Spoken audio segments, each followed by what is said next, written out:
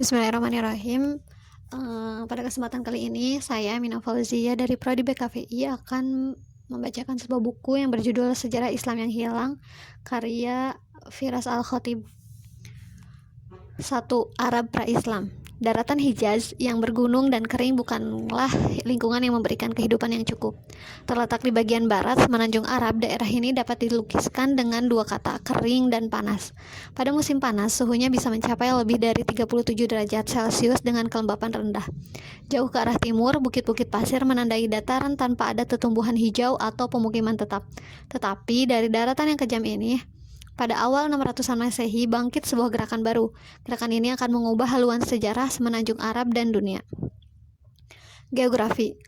Luas semenanjung Arab lebih dari 2 juta kilometer persegi di pojok barat Laut Benua Asia. Letaknya yang di antara Asia, Afrika, dan Eropa membuat tanah ini memiliki hubungan unik dengan 3 benua dunia lama. Sekalipun posisinya strategis, Arab diabaikan sebagian besar orang luar. Orang Mesir kuno memilih meluaskan wilayah ke Bulan Sabit, Subur, dan Nubia daripada ke padang pasir Arab. Alexander Agung hanya melintasinya pada 300-an sebelum Masehi dalam perjalanan ke Persia dan India. Kekaisaran Roma yang hebat mencoba melakukan invasi ke semenanjung ini melalui Yaman pada 20-an sebelum Masehi. Tetapi mereka tak mampu beradaptasi dengan kerasnya daratan ini sehingga gagal menguasainya. Hampir tak ada yang bisa menyalahkan orang luar bila mengabaikan semenanjung Arab. Iklim keringnya sangat tidak ramah bahkan bagi para suku nomaden yang tinggal di sana. Angin muson membawa hujan musiman ke pantai selatan semenanjung pada musim gugur. Tetapi, hujan ini tertahan oleh dataran yang naik sehingga tak pernah bisa sampai ke gurun Arab. Akibatnya sebagian besar semenanjung tetap kering sepanjang tahun. Palung kering yang disebut wadis memanjang sepanjang daratan tetapi hampir tak bisa dikenali sebagai sungai. Saat awan berkumpul dan turun hujan, wadis menjadi jalur air yang mengalir dan bermanfaat, yang penting bagi pertumbuhan tanaman musiman sehingga bisa berkembang di daratan kering ini. Tetapi begitu musim hujan berakhir, wadis kembali ke keadaan biasanya, kering dan tak bermanfaat sebagai sumber air. Yang lebih bisa diandalkan adalah oasis, daerah subur kecil yang dikelilingi gurun sangat luas. Oasis bisa menjadi tempat tinggal komunitas kecil atau tempat singgah orang yang bepergian, tetapi oasis jarang bisa menunjang masyarakat maju dan besar. Suku Arab. Kebudayaan cenderung dibentuk oleh lingkungan tempatnya berkembang, tidak terkecuali kebudayaan Arab. Segala hal tentang kehidupan orang Arab didasarkan pada lingkungan keras tempat ia tinggal. Karena ketidakmampuan gurun mendukung kebudayaan bermukim, orang Arab terus-menerus berpindah untuk mencari daerah subur bagi kelompoknya. Salah satu teori etimologi sebutan Arab bahkan mendasarkan bahwa kata itu sendiri berakar dari istilah bahasa Semit yang berarti berkelana atau nomaden. Orang Arab akan menghabiskan musim panas di sekitar oasis atau sumur manapun yang dapat diandalkan tahun demi tahun, sambil berusaha menjaga bahan makanan dan persediaan air dengan hidup sehemat mungkin. Setelah melewati musim panas, mereka akan bermigrasi ke selatan dekat Yaman, tempat turunnya hujan pada musim semi dan tanah subur untuk ternak mereka. Tumbuhan itu menyediakan cukup makanan bagi kawanan domba, kambing, dan unta untuk hidup sepanjang musim dingin saat orang-orang mendirikan tenda dan pemukiman sementara. Saat hujan berhenti dan musim kering mulai lagi pada musim semi, orang Arab kembali ke oasis dan sumur untuk musim panas berikutnya. Siklus keras ini menjadi norma bagi suku Arab nomaden sejak lama sekali dan tetap dijalani orang Arab Baduy yang masih hidup di padang pasir Arab. Padang pasir bukanlah tempat untuk sendirian. Dengan begitu banyaknya ancaman terhadap keberlangsungan hidup orang Arab, kerjasama komunitas sangatlah penting. Ketergantungan pada kerabat merupakan garis pertahanan pertama dalam melawan kelaparan dan panas yang terus-menerus mengancam keberlangsungan hidup. Keluarga diharapkan bisa berbagi bahan makanan, serta tempat berteduh dan konsep individualisme murni sangat tak disukai. Dalam masa Arab pra-Islam, keramahan sangat penting sehingga tamu di rumah seorang Arab dijamin keamanan dan perlindungannya selama paling tidak 3 hari, bahkan sebelum ditanya mengapa ia datang ke sana. Tradisi ini selanjutnya diperkuat oleh Nabi yang menyatakan seorang tamu berhak dijamu selama 3 hari. Keluarga dan sampai tingkat tertentu suku menjadi unit terpenting dalam masyarakat Arab. Sekelompok keluarga bepergian bersama-sama dan disebut kabilah atau klan. Beberapa klan membentuk suku yang dipimpin seorang kepala suku yang disebut syekh. Identitas dan asal suku sangat penting dalam dunia Arab pra-Islam. Anggota suku akan mendapat perlindungan, dukungan, dan kesempatan ekonomi. Suku-suku akan berperang untuk mempertahankan salah satu anggotanya dan perang suku yang mengerikan umum terjadi sebelum datangnya Islam. Persaingan memperebutkan tanah berumput, dan kawasan ternak kerap membawa suku-suku pada perang yang menghancurkan yang bisa berlangsung bertahun-tahun dan memakan banyak korban. Bagi orang Arab, perjuangan hidup itu harus terus-menerus dilakukan, baik melawan manusia maupun alam. Dalam masyarakat suku dan nomaden seperti ini, ungkapan artistik sulit disalurkan. Sumber daya dan waktu yang dibutuhkan untuk menyelesaikan patung dan lukisan seperti kebudayaan kuno Mesir dan Yunani hampir tak ada. Tetapi hasrat alamiah manusia mencari keindahan tak dapat dilenyapkan oleh pasir gurun. Malahan hasrat ini menemukan bentuk baru, bahasa. Mungkin lebih dari bahasa lain di dunia, bahasa Arab itu sendiri merupakan sebentuk ungkapan artistik. Kata dan struktur kalimatnya syair, menciptakan beragam cara untuk mengungkapkan suatu gagasan yang sama. Dengan demikian, puisi menjadi seni de facto di Arab. Syair epos panjang yang memuja suku dan kepahlawanan menjadi karya seni terbesar mereka. Penyair terbaik dapuk menjadi pesohor dengan segala cara. Kata-kata mereka diingat oleh publik dan diulang-ulang lintas generasi.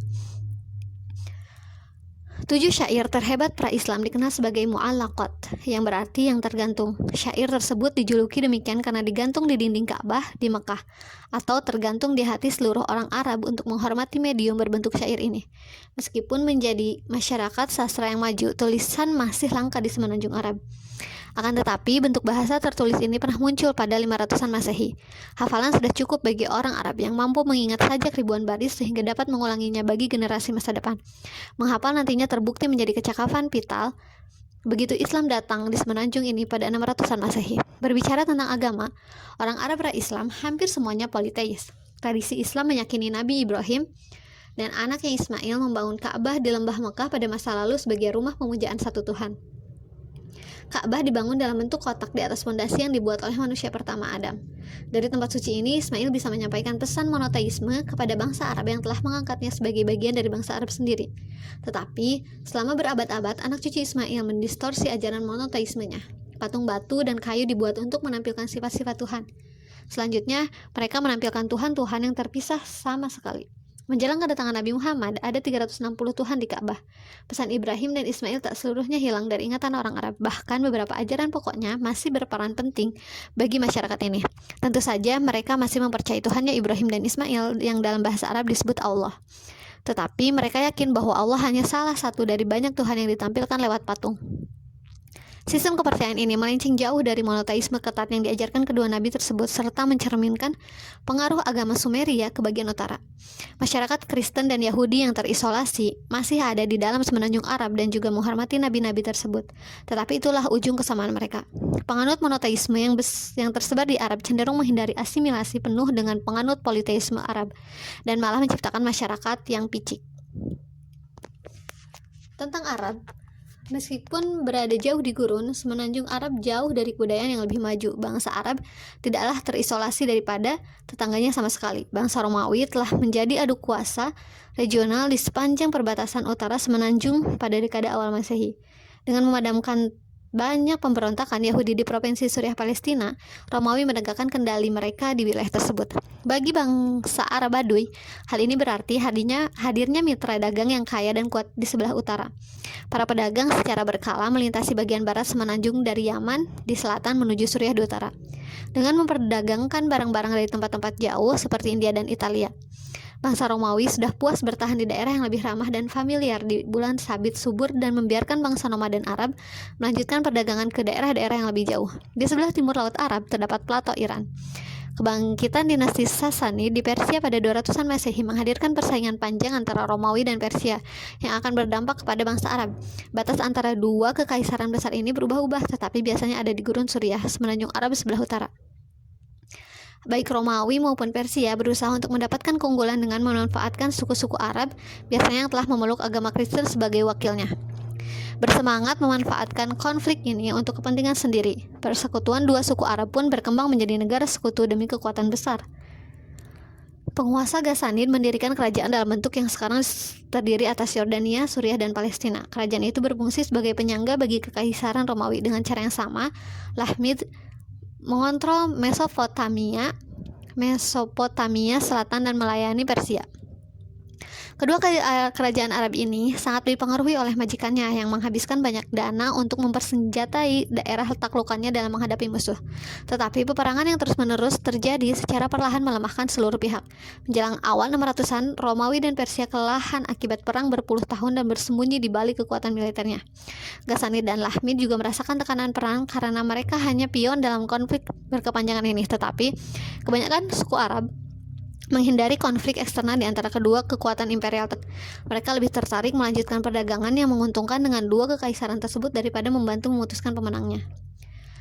Di sebelah selatan semenanjung terdapat kerajaan Aksum yang kuat di Abyssinia, Ethiopia. Sekarang ini berada di pegunungan Abyssinia. Aksum adalah negara perdagangan kuat yang menghubungkan kerajaan-kerajaan di pedalaman Afrika, rute Laut Samudra Hindia, dan bagian selatan semenanjung Arab. Sebagian tempat persimpangan perdagangan Aksum berpengaruh besar bagi pedagang Arab yang berdagang dengan orang Aksum di Yaman.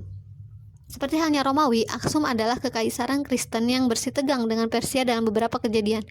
Pengendalian perdagangan melalui Yaman merupakan sumber konflik tanpa henti karena kedua belah pihak berusaha menjadikan para pemimpin lokal sebagai pengikutnya.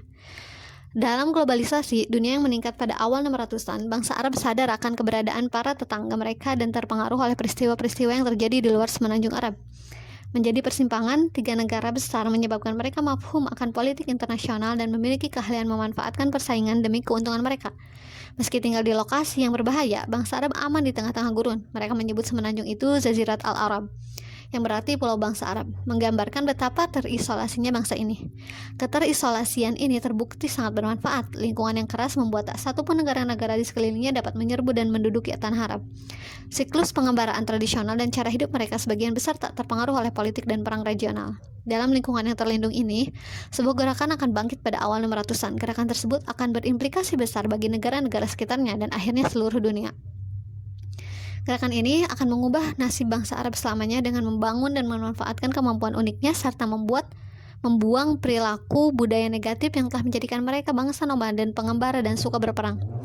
Faktor geografi, iklim, dan politik bersama-sama menghadirkan lingkungan sempurna tempat Islam lebih cepat tumbuh menjadi kekuatan dunia dibanding gerakan, agama, atau kekaisaran manapun di dunia. Kekuatan itu akan menyapu padang gurun Arab, memasuki Romawi dan Persia yang sudah babak belur, menaklukkan berbagai wilayah dan mengasimilasi beragam bangsa, serta menciptakan imperium yang membentang dari Spanyol sampai India pada awal 700-an, terbesar di dunia saat itu. Pertumbuhan kekuasaan dan kebudayaan yang eksponensial belum terbayangkan oleh bangsa Arab pada awal 600-an. Mereka saat itu masih berjuang untuk bertahan hidup. Tetapi semuanya dicapai karena kehadiran seorang yang membawa pesan revolusioner dan janji bagi nasib baru bangsa Arab. Seorang yang sanggup melangkahi padang pasir Arab, Muhammad.